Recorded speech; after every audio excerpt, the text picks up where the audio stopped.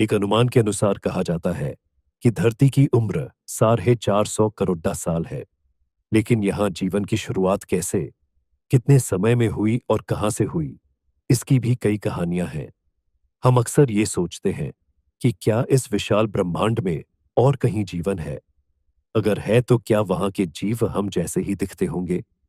क्या उनसे संपर्क करना मुमकिन होगा? मेरे विचार से यह बहुत कठिन सवाल है।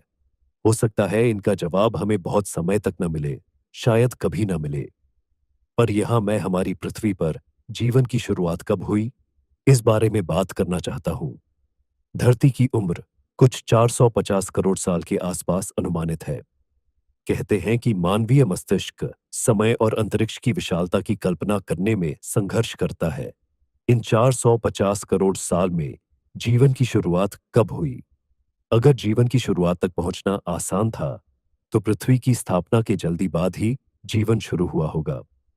लेकिन अगर जीवन की शुरुआत तक पहुंचने का सफर कठिन रहा होगा, तो पृथ्वी पर जीवन शुरू होने में काफी समय लगा होगा। आज हम जानते हैं कि जीवन की शुरुआत लगभग 400 करोड़ साल पहले हुई थी। यह कहाँ हुई थी, इसको लेकर वैज्ञानिकों के पास अलग धारणाएं हैं। पर उनमें से एक प्रबल धारणा कहती है कि जीवन की शुरुआत समुद्र की सतह पर हुई थी। हमारे ये अनुमान कहते हैं कि जीवन तक पहुंचने का सफर धरती पर जल्दी ही कर लिया गया। ऐसा इसलिए भी है क्योंकि पृथ्वी के बनने के बाद बहुत समय तक हमारे ग्रह की सतह पर उथल पुथल चलती रही। इस दौरान गर्म पिघली धातु और हवाएं बहती रही। ऐसे वातावरण में कार्बन पर आधारित जीवन का पनपना असंभव था। जब पृथ्वी का तापमान गिरा, जीवन की शुरुआत तभी संभव थी। ऐसा सोचे तो लगता है कि जीवन का उद्भव आसान होता है।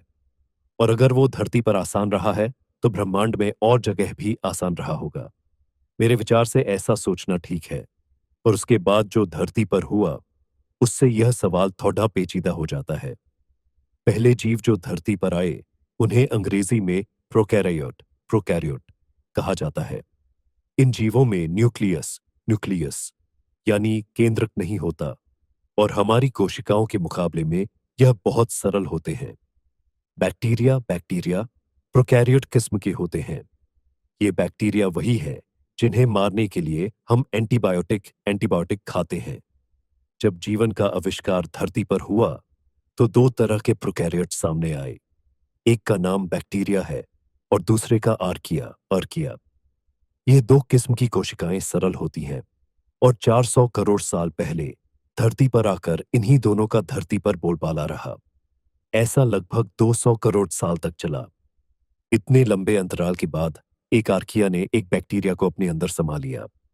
यह घटना कब और कैसे हुई, इस पर आज भी अनुसंधान जारी है, और इस प्रसंग की बारीकियां हम आज नहीं जानते हैं।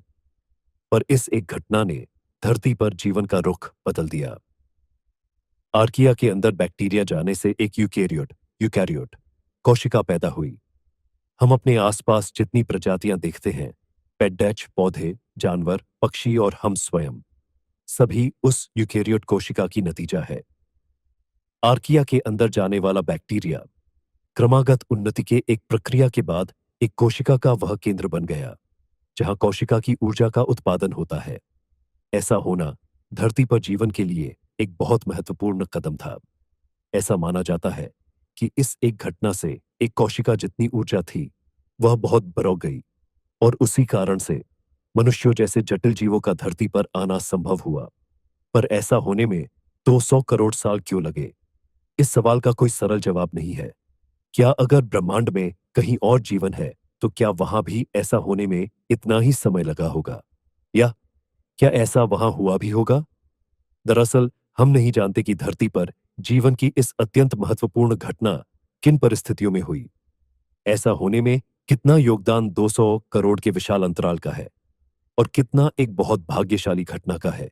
यह रहस्य खुलने में अभी कुछ और समय लगेगा। अगर वीडियो आपको अच्छी लगी तो लाइक करें और कमेंट जरूर करें, और अपने हमारे चैनल को अगर अभी तक सब्सक्राइब नहीं किया है, तो इसे अभी सब्सक्राइब करें